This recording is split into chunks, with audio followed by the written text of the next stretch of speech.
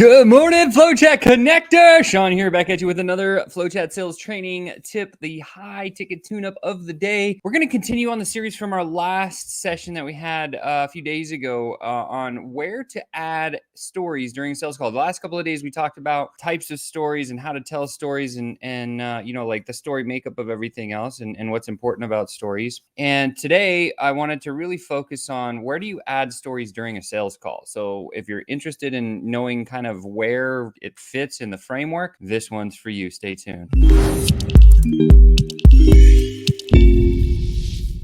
What's happening, FlowChat Connector? Don't forget to like this video, subscribe to the channel, share this out to all those people that actually need it so we can feed the algorithm. God, more people need to see this content. Today, we got an awesome question. It came in from Andy. Andy asked this, says, Sean, thanks for the story structure breakdown from the last session. You're welcome, of course, first, Andy. But secondly, he asked, but where in my sales calls do I actually use stories? So my last session, I talked through about the story structure and what needs to be in the story. If you missed that one, go back and catch that one. But today, we're going to dive into something that's a little bit more important, like where do we actually add stories during a sales call? So let's get into it, shall we? First and foremost, it shouldn't be said how to tell a story during a sales call. It should be where does your sales call exist, or where do the stories exist during your sales call? And the first thing I want to talk about is this, is what is your sales process? If you don't have a sales process, you need to get one. What do I mean by a sales process? A couple of definitions. The first thing is sales cycle. Sales cycle is the time from initiating with a cold prospect until a closed deal. That is what we call sales cycle. Okay. Once we understand our sales cycle and the length of time that it's going to take, then we need to look into the cycle and understand where the steps are inside that cycle. Those steps are called your sales process. Now, if you don't have a formal sales process, I highly encourage you to go get one. There's a lot of different selling models out there that are very effective, right? And so if you don't have a sales process, you usually default to the prospect sales process. And that's the one that's going to destroy you, because that one is 4 steps and it goes like this. They lie to you, they steal your information, they lie to you again, and then they go hide from you so you can never conquer or catch them or actually close a deal. That is the prospect's buying system or sales process. And if you don't have your own sales process, you're going to default to theirs. If you're struggling with that, book a call with our team. We can talk through that because we actually have a beautiful sales process. Let's talk about it. This is what our sales process looks like. This is the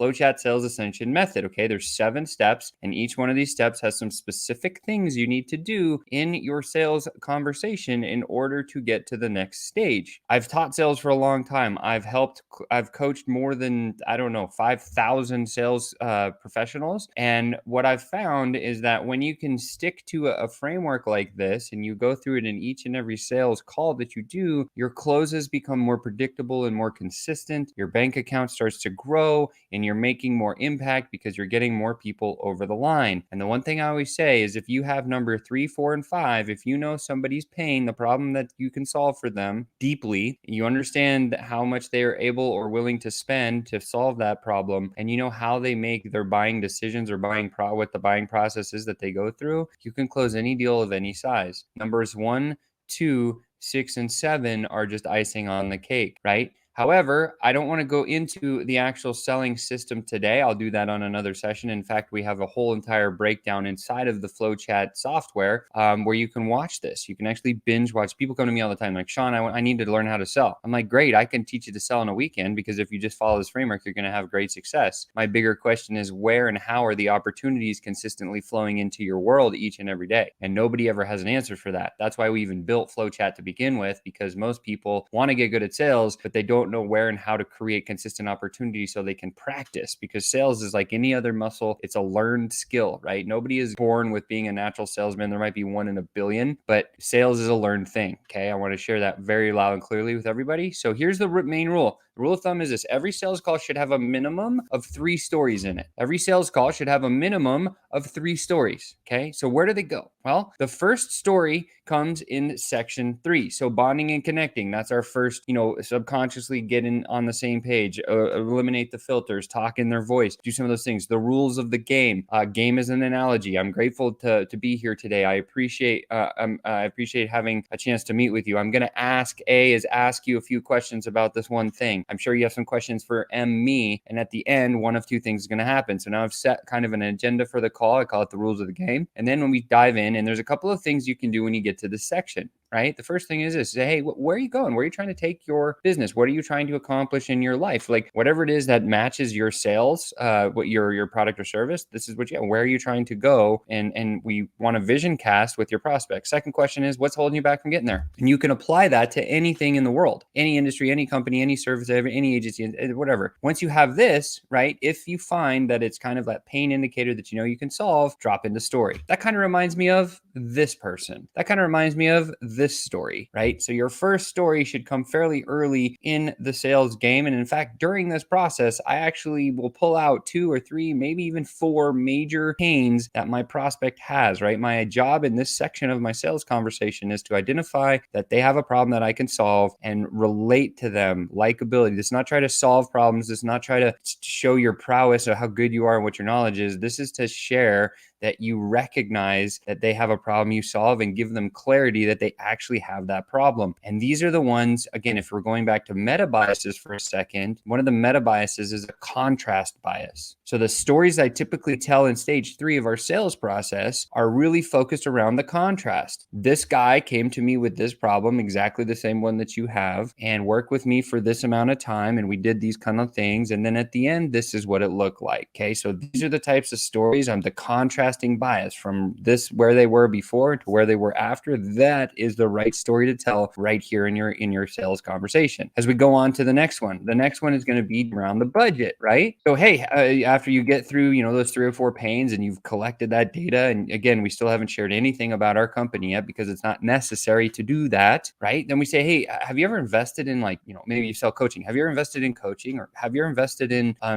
subcontractor to do this thing for you, or an agency, or have you ever invested in whatever it is that your specialty is? How was that? How did it go? What was it like? What was your experience, right? How'd it go? That's the next question. So we get into learning a little bit about what it was like when they actually invested. How much was it that you actually invested there? And you can start to gain some knowledge on what they paid for before. So you can learn their spending tolerance, because if you learn their spending tolerance, then you know what they're willing and able to do. And then you can fit price points based on what your prices are. This is where the third story comes in. Hey, this is so similar to so-and-so, right? And so I'll go back. Before I was selling FlowChat, I actually sold something else, and the product was actually $10,500. And so I would always tell, I had 3 or 4 different stories that would match the 3 or 4 different buckets of where people would come in. Some people were like, no problem, I just swipe it on a credit card. I'd have a story for that. Next one is, hey, I needed to do a bank transfer. I'd have a story for that. And then the last one was like, oh, I didn't have any money to do any kind of investing like this, Sean. So oh, this is so similar to this guy, Joe, that I worked with, right? He was absolutely just totally gung-ho and committed and ready to go and move forward, but he didn't have the funds. And so we went through about 13 different ways that he could come up with the funds. None of them worked. But then we got to this one thing where I said, hey, do you have anything valuable in your house? And he says, well, yeah, I've got furniture and TVs and iPads and all this other stuff. I was like, well, we need to create about $10,000. Is there anything you can sell? And he's like, Sean, that's all I need. Now, this dude had 2 daughters, okay, in a house. And I was like, what are you talking about? He's like, call me back in 14 days. So we set a call on the calendar for 14 days. And in 14 days, I call him back. And this is what he goes. He goes, Sean, check this out. And he did a screen share of his house, and it was empty. Sold his television, sold his iPads, sold everything in his house. And I was like, what about your girls? And he took me up to their room, and he's like, well, the girls' room stayed. They kept their beds and all their stuff for school. But I'm so committed to this, I'm willing to do this whole thing. And he goes, guess what? I was like, what? He's like, I came up with the 10-5. I was like, oh my gosh, are you serious? And so that's what someone could do. And then I would go back to the prospect and I'll be like,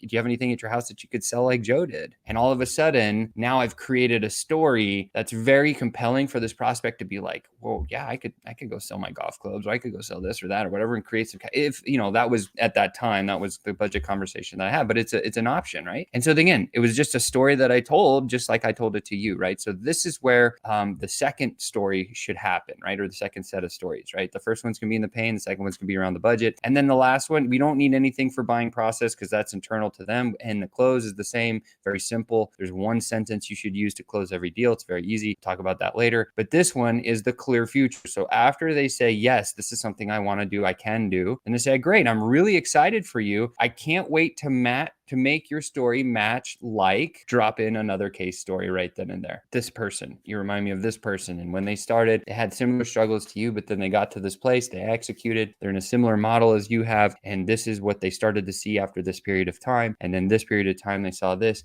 And then by 6 months in, they were completely cash flush, ready to go. That's something that you want. Yes. Yes, it is. Right. So what this does is it anchors in the thought of what this prospect is going to be doing with us in the future. And when they know this, then boom, you got it, right? So the 3 places to tell stories are sections number 3, number 4, and number 7 in our particular process. And again, if you don't have a sales process, go get one. If you want to learn the FlowChat method, book a call in the comments below. There's a link to go book a call with our team right now. Come check out FlowChat. Like, we've done a lot. I've closed over $130 million in my personal career. I can close a lot of deals from big to small, business to government, business to business, business to consumer. I've done them all. And our team is just versed very, very well to assort and help you in this process. But again, we're really more focused on our software than we are on the sales side of things, but you got to have good sales game. So with that said, you've just been tuned up. I hope this one has helped you. I know it's helped a lot of people. And with that said, go fight, win, go FlowChat, and I will talk with you next time.